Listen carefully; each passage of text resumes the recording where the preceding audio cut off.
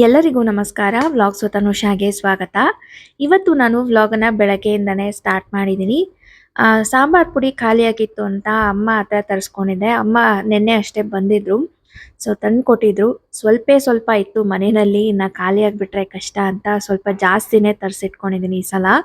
Normal ಆಗಿ medium size bottle ಇದೆ ಅಲ್ವಾ, ಅದರಲ್ಲಿ ನಾನು ತುಂಬಿಸಿಡ್ತಾ ಇದ್ದೆ. ಬಟ್ ಈ ಸಲ ಅದನ್ನು ತುಂಬಿ ಇನ್ನೂ ಎಕ್ಸ್ಟ್ರಾ ಇತ್ತು. ಹಾಗಾಗಿ ಇನ್ನೂ ಒಂದು ಗ್ಲಾಸ್ ಬಾಟಲ್ಗೆ ಹಾಕಿ ಇವಾಗ ಸ್ಟೋರ್ ಮಾಡಿ ಇಡ್ತಾ ಇದ್ದೀನಿ. ಇದು ಆಲ್ಮೋಸ್ಟ್ 1 ವರ್ಷದವರೆಗೂ ಬರುತ್ತೇನೋ ನನಗೆ ಗೊತ್ತಿಲ್ಲ. ಸಾಂಬಾರ್ ಪುಡಿ ರೆಸಿಪಿನ ಕೆಲವರು ಕೇಳಿದ್ರಿ. ಯಾವಾಗಲೂ ಒಂದ್ಸಲ ವರ್ಷಕ್ಕೊಂದ್ಸಲ ಆ ಥರ ಮಾಡೋದಲ್ವಾ, ಆ ಟೈಮಲ್ಲಿ ನಾನು ಅಲ್ಲಿ ಹೋದಾಗ ನನಗೆ ವಿಡಿಯೋ ಮಾಡೋಕ್ಕಾಗತ್ತೆ. ಈ ಸಲ ಮಾಡಿದಾಗ ನನಗೆ ಹೋಗೋಕ್ಕಾಗಲಿಲ್ಲ, ಹಾಗಾಗಿ ಶೇರ್ ಮಾಡೋದಕ್ಕಾಗಲಿಲ್ಲ. Sorry for that.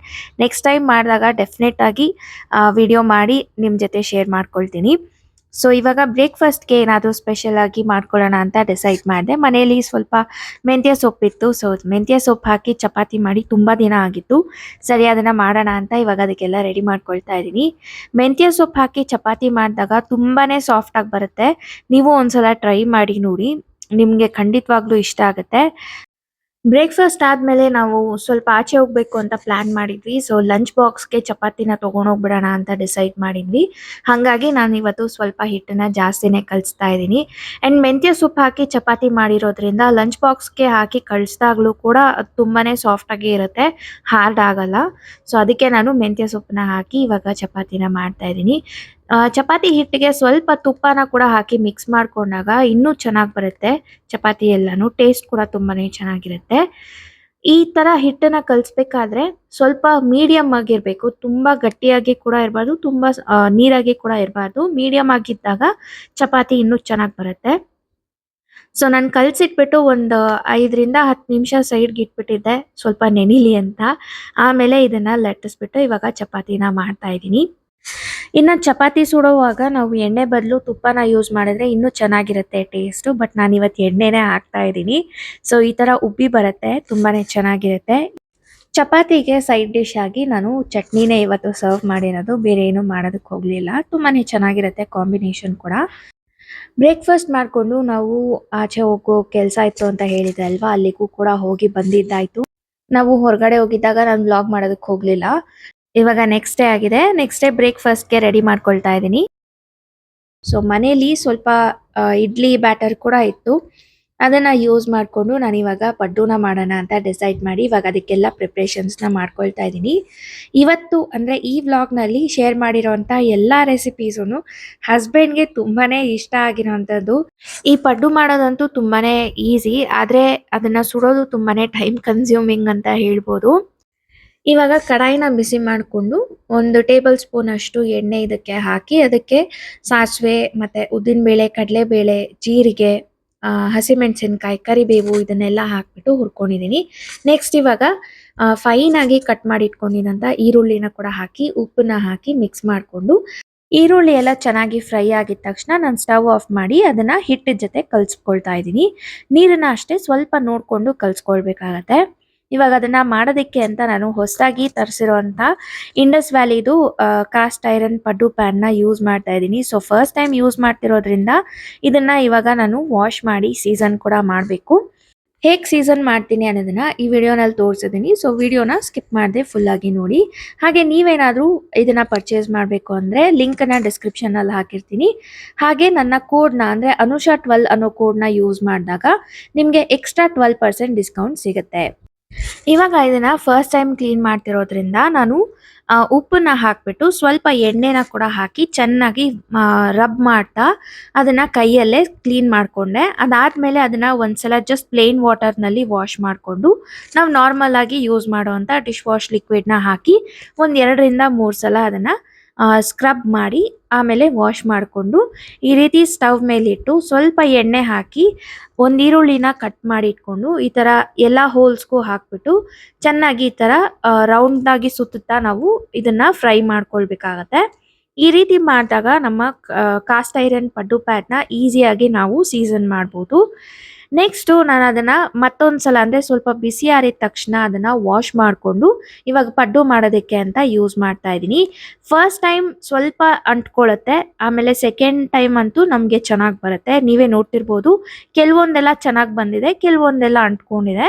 Second time ಮಾಡಿದ ಪಡ್ಡು ಎಲ್ಲಾನು ತುಂಬಾನೇ ಚೆನ್ನಾಗಿ ಬಂದಿತ್ತು ಅಂಡ್ ಚೆನ್ನಾಗಿ ರೋಸ್ಟ್ ಆಗಿ ಕ್ರಿಸ್ಪಿ ಆಗಿ ಕೂಡ ಬಂದಿತ್ತು. ಸೊ ಹಸ್ಬೆಂಡ್ಗೆ ಅಂತೂ ತುಂಬಾನೇ ಇಷ್ಟ ಆಯ್ತು. ಪಡ್ಡು ಜೊತೆ ಯಾವ್ದಾದ್ರು ಚಟ್ನಿನ ಸರ್ವ್ ಮಾಡಿದಾಗ ತುಂಬಾನೇ ಚೆನ್ನಾಗಿರುತ್ತೆ. ಹೊರಗಡೆ ಹೋಗಿದ್ವಿ ಅಂತ ಹೇಳ್ದೆ ಅಲ್ವಾ, ಬರ್ಬೇಕಾದ್ರೆ ಟೊಮೆಟೊ ಕೂಡ ತಂದಿದ್ವಿ. ಅದನ್ನ ಕೂಡ ಇವಾಗೆಲ್ಲ ನೀಟಾಗಿ ಜೋಡಿಸಿಡ್ತಾ ಇದ್ದೀನಿ. ಈ ತರ ಟೊಮೆಟೊನ ಜೋಡಿಸೋದ್ರಿಂದ ಜಾಸ್ತಿ ದಿನ ಚೆನ್ನಾಗಿರುತ್ತೆ, ಬೇಗ ಹಾಳಾಗಲ್ಲ. ಇವಾಗ ನಾನು ಡಿನ್ನರ್ಗೆ ಎಲ್ಲ ಪ್ರಿಪ್ರೇಷನ್ಸ್ನ ಮಾಡ್ಕೊಳ್ತಾ ಇದ್ದೀನಿ. ಇವತ್ತು ಸ್ಪೆಷಲ್ ಆಗಿ ಡಿನ್ನರ್ ಮಾಡೋಣ ಅಂತ ಡಿಸೈಡ್ ಮಾಡಿದ್ದೆ. ಕಾಂಬಿನೇಷನ್ ಆಗಿ ಮಶ್ರೂಮ್ ಕಬಾಬ್ನ ಕೂಡ ಮಾಡ್ತಾ ಇದ್ದೀನಿ. ಇವಾಗ ಬೆಳ್ಳುಳ್ಳಿ ಕಬಾಬ್ ಎಷ್ಟು ಪಾಪ್ಯುಲರ್ ಆಗಿದೆ ಅಂತ ನಿಮ್ಗೆ ಎಲ್ಲರಿಗೂ ಗೊತ್ತು. ಬೆಳ್ಳುಳ್ಳಿ ಚಿಕನ್ ಕಬಾಬ್ ಬದಲು ನಾನು ಬೆಳ್ಳುಳ್ಳಿ ಮಶ್ರೂಮ್ ಕಬಾಬ್ನ ಇವತ್ತು ಫಸ್ಟ್ ಟೈಮ್ ಟ್ರೈ ಮಾಡ್ತಾ ಇದ್ದೀನಿ.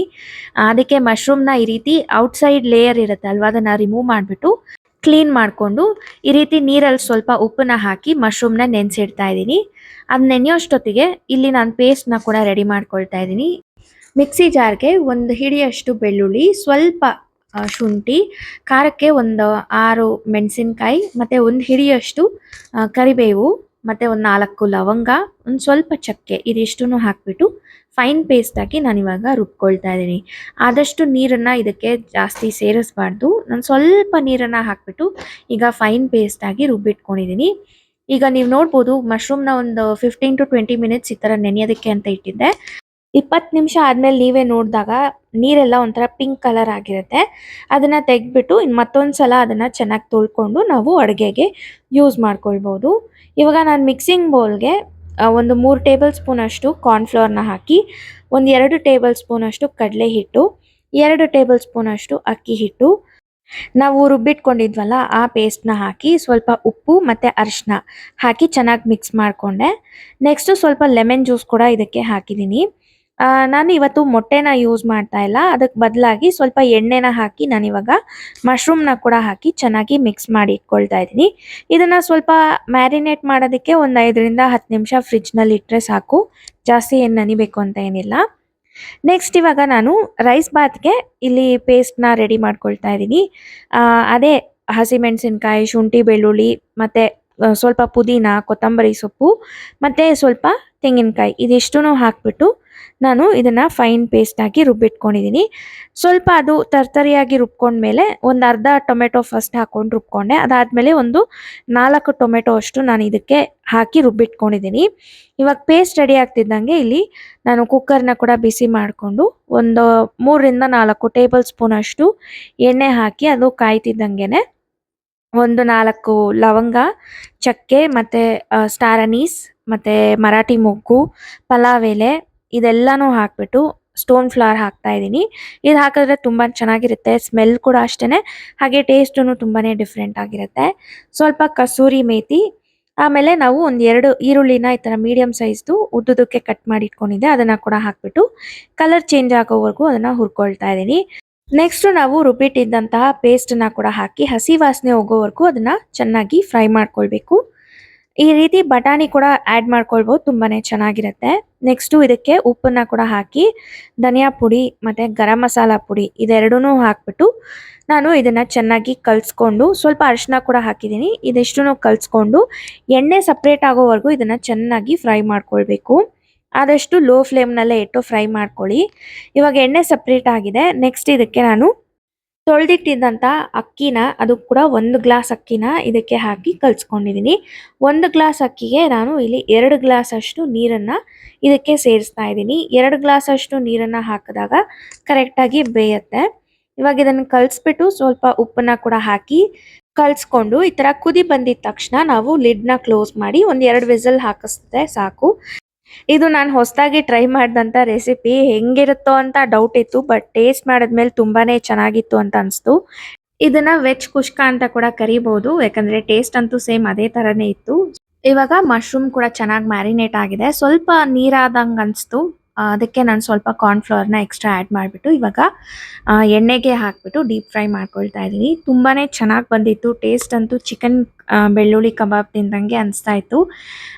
ಬಟ್ ನಾನು ಇದನ್ನ ಮಶ್ರೂಮ್‌ನ 2 ಸಲ ಡೀಪ್ ಫ್ರೈ ಮಾಡ್ಕೊಂಡೆ. ಅಂದರೆ ಒಂದು ಸಲ ತೆಗೆದು ರಿಮೂವ್ ಮಾಡಿ ಒಂದು 2 ನಿಮಿಷ ಬಿಟ್ಟು ಮತ್ತೆ ಇನ್ನೊಂದು ಸಲ ಡೀಪ್ ಫ್ರೈ ಮಾಡ್ಕೊಂಡೆ. ಯಾಕಂದರೆ ಮಶ್ರೂಮ್‌ನಲ್ಲಿ ವಾಟರ್ ಕಂಟೆಂಟ್ ಜಾಸ್ತಿ ಇರುತ್ತೆ ಅಲ್ವಾ ಅದಕ್ಕೋಸ್ಕರ ಅಂತ. ಸೊ ಇದಿಷ್ಟು ಮಾಡ್ಕೊಳ್ಳೋಷ್ಟೊತ್ತಿಗೆ ಇಲ್ಲಿ ಪ್ರೆಷರ್ ಕೂಡ ಇಳಿದಿತ್ತು. ಇದನ್ನು ಚೆನ್ನಾಗಿ ಮಿಕ್ಸ್ ಮಾಡ್ಕೊಂಡ್ಮೇಲೆ ತುಂಬಾನೇ ಚೆನ್ನಾಗಿ ರೆಡಿಯಾಗಿತ್ತು. ಇದಕ್ಕೆ ಸೈಡ್ ಡಿಶ್ ಆಗಿ ಮಶ್ರೂಮ್ ಕಬಾಬ್ ಹಾಗೆ ಮೊಸರು ಬಜ್ಜಿ. ಇದೇ ಇವತ್ತಿನ ವ್ಲಾಗ್. ನಿಮ್ಮೆಲ್ಲರಿಗೂ ಇಷ್ಟ ಆಗಿದೆ ಅಂತ ಅನ್ಕೊಳ್ತೀನಿ. ಇಷ್ಟ ಆಗಿದ್ರೆ ನಿಮ್ಗೆ ಗೊತ್ತು ಏನು ಮಾಡಬೇಕು ಅಂತ. ಈ ವಿಡಿಯೋನ ಲೈಕ್ ಮಾಡಿ, ಶೇರ್ ಮಾಡಿ ನಿಮ್ಮ ಫ್ರೆಂಡ್ಸ್ ಆ್ಯಂಡ್ ಫ್ಯಾಮಿಲಿ ಮೆಂಬರ್ಸ್ ಜೊತೆ. ಆ್ಯಂಡ್ ನೀವೇನಾದರೂ ನಮ್ಮ ಚಾನಲ್ನ ಫಸ್ಟ್ ಟೈಮ್ ನೋಡ್ತಾ ಇದ್ದೀರಾ ಅಂದರೆ ಈಗಲೇ ಕೆಳಗಡೆ ಕಾಣಿಸ್ತಾ ಇರೋಂಥ ರೆಡ್ ಕಲರ್ ಸಬ್ಸ್ಕ್ರೈಬ್ ಬಟನ್ನ ಕ್ಲಿಕ್ ಮಾಡಿ, ಹಾಗೆ ಅದರ ಪಕ್ಕನೇ ಇರೋಂಥ ಬೆಲ್ ಐಕಾನ್ನ ಕೂಡ ಕ್ಲಿಕ್ ಮಾಡಿ. ಯಾಕಂದರೆ ನಾನು ನೆಕ್ಸ್ಟ್ ಅಪ್ಲೋಡ್ ಮಾಡುವಂಥ ವಿಡಿಯೋ ನೋಟಿಫಿಕೇಷನ್ ನಿಮ್ಮೆಲ್ಲರಿಗೂ ಬಂದ್ಬಿಡುತ್ತೆ. ಸೊ ಇದನ್ನು ಹೇಳ್ತಾ ಇವತ್ತಿನ ವ್ಲಾಗ್ನ ಎಂಡ್ ಮಾಡ್ತಾ ಇದ್ದೀನಿ. ಸಿಗ್ತೀನಿ ನನ್ನ ನೆಕ್ಸ್ಟ್ ಬ್ಲಾಗ್ನಲ್ಲಿ. ಅಂಟಿಲ್ ದೆನ್ ಬಾಯ್ ಬಾಯ್.